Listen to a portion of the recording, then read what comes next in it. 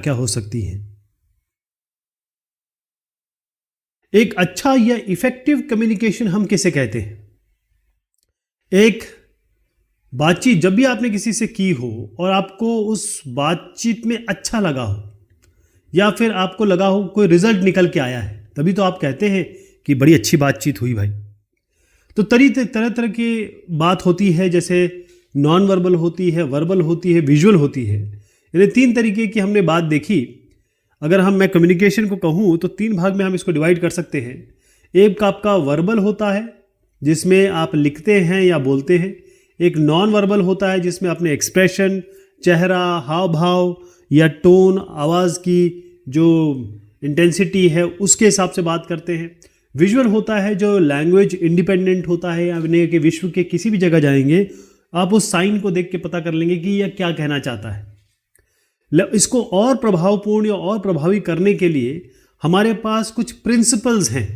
अगर आप घर पे बात कर रहे हैं तो भी, और आप बाहर बात कर रहे हैं यानी कि नौकरीशुदा हैं या किसी संस्थान में हैं और वहाँ पर आप किस तरीके से बात करते हैं, ये भी इसके लिए कुछ रूल्स हैं।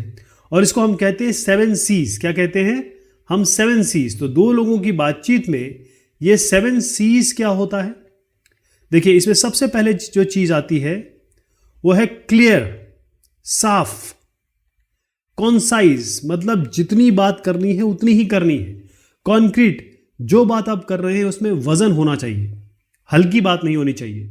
जो बात कर रहे हैं आप करेक्ट होनी चाहिए, गलत नहीं होनी चाहिए, सही होनी चाहिए। कोहेरेंट, कोहेरेंट का मतलब जो बातचीत चल रही है, मान लीजिए आप बात कर रहे हैं आज के माहौल पे, मान लीजिए कोरोना पे बात कर रहे हैं तो आप कोरोना के मुतालिक ही बात करेंगे। कंप्लीट, यानी आप पूरी बात करेंगे, बीच में नहीं छोड़ेंगे या आधी बात नहीं खा जाएंगे। कर्टियस, कर्टियस मतलब इज्जत से बात की जाएगी, मोहब्बत से बात की जाएगी, काइंड शब्दों का इस्तेमाल किया जाएगा, अच्छे शब्दों का प्रयोग किया जाएगा। अब इनमें से 7 C's जो मैंने आपको बताए, इनमें 7 C's में कोई भी चीज़ अगर कम हो जाती है तो इसका मतलब है कहीं ना कहीं मिसकम्युनिकेशन हो जाएगा, कहीं ना कहीं बातचीत में कमी रह जाएगी। तो इसको मैं फिर से बताना चाहूँगा, ये 7 C's क्या होते हैं। 7 C's में 7 चीज़ें आती हैं। जब भी दो से ज़्यादा, घर पे, बाहर, जब भी बातचीत हो, इफेक्टिव कम्युनिकेशन, प्रभावी वार्तालाप तभी होती है जब वो बातचीत क्लियर हो। क्लियर का मतलब ये होता है कि ये दोनों बात कर रहे हैं, बिल्कुल साफ बात कर रहे हैं, बिल्कुल क्लियर बात कर रहे हैं। यानी आधी बात समझ में आ रही है, आधी नहीं आ रही है, ऐसा नहीं हो रहा है। उसके बाद आता है कॉन्साइज। कॉन्साइज का मतलब ये होता है कि जो बात है बिल्कुल उतनी ही बात की जाए। यानी कि आपको अगर एक शब्द में काम चलता है तो आप 10 शब्द मत बोलिए, कॉन्साइज। उसके बाद आता है कॉन्क्रीट, ये भी तीसरा C है।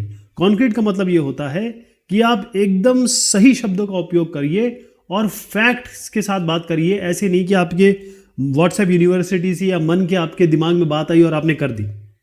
आपको स्पेलिंग और ग्रामर बिल्कुल सही करना है, यानी करेक्ट बात करनी है, करेक्ट। ऐसा ना हो कि आप स्पेलिंग गलत कर रहे हैं, ग्रामर गलत कर रहे हैं।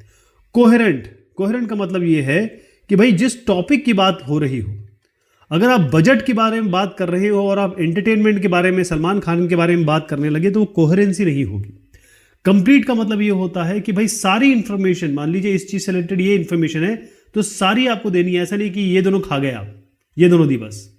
इसके अलावा एक और चीज़ आती है वो कर्टियस। कर्टियस का मतलब है आप रिस्पेक्टफुल रहिए, इज्जत से बात करिए, दोस्ताना से बात करिए, ऑनेस्ट रहिए अपनी रिलेशनशिप में।